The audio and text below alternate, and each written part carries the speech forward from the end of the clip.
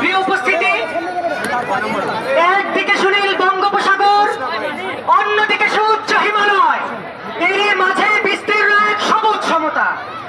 এই সমতার মানুষগুলো বারবার সংগ্রাম করেছে, লড়াই করেছে অধিকারের জন্য। 1952, 1969 আর 1971, 2024 এই সমতাতে ঝরে পড়েছে রক্ত। সবুজের জামিয়ানায় রক্তের ফোঁটা পড়ে জন্ম নিয়েছে এক নতুন পতাকা, এক নতুন দেশ, এক নতুন ভূখণ্ড। সে ভূখণ্ড বাংলাদেশ, আমাদের চিরাপন বাংলাদেশ। আসসালামু আলাইকুম। প্রিয় ছাত্র জনতা, অনেক ত্যাগ তিতিক্ষা ও প্রাণ উৎসর্গের পর আমরা আজকে এই স্থানে উপস্থিত হতে পেরেছি এবং সেই সাথে আন্দোলন সুষ্ঠুভাবে সম্পন্ন করতে পেরেছি। সেই জন্য সবাই বলে আলহামদুলিল্লাহ। আমাদের উদ্দেশ্য ছিল পয়েন্ট অফ নো রিটার্ন। আমাদের দাবি আদায় হওয়ার আগ পর্যন্ত আমরা বাড়ি ফিরে যাব না।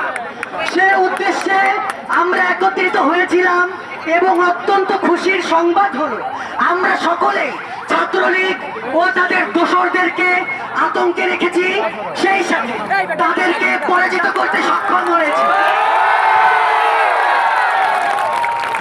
ভাষানটেক, মানিকদি আমাদের 24-এর স্বাধীনতাকামী যোদ্ধারা পরাজিত করেছে। সেই সাথে মিরপুর 10-এ এখন আমাদের প্রায় 15,000 শিক্ষার্থী উপস্থিত রয়েছে এবং আমরা বিজয় নিশ্চিত করেছি। উদাত্ত কণ্ঠে ঘোষণা দিতে চাই, হাসিনা অপশক্তিকে আমরা পরাজিত করার দ্বার প্রান্তে পৌঁছে গিয়েছি।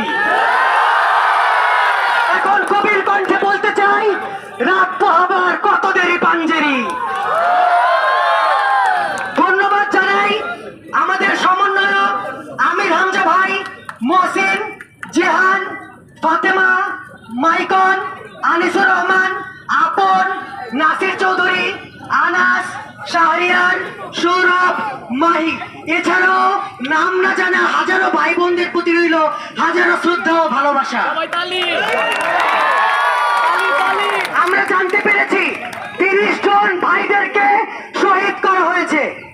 প্রিয় উপস্থিতি, এখানে আমাদের অ্যাডভোকেট সেজনী আপা, যিনি যার আইনগত প্রশাসনিকগত ব্যবস্থা আমাদেরকে প্রোটোকল না দিলে হয়তো এই দ্বার প্রান্তে আমরা পৌঁছাতে পারতাম না। সেই সাথে পরিশেষে ভাই ও বোনেরা, পরিশেষে যেই ভাই ও বোনেরা নিজের জীবন আতঙ্কে রেখে, বাজি রেখে এখানে উপস্থিত রয়েছে, তাদের উদ্দেশ্যে আমি লাস্ট সম্ভাষণ জানাতে চাই। মিছিল প্রেম হোক, ভেঙে যাক মোহ, তুমি সাজো ব্যারিকেড, আমি বিদ্রোহ। এখন মাইকন আমাদের কাছে ঢাকা বিশ্ববিদ্যালয়ের শিক্ষার্থী কিছু কথা বলবে।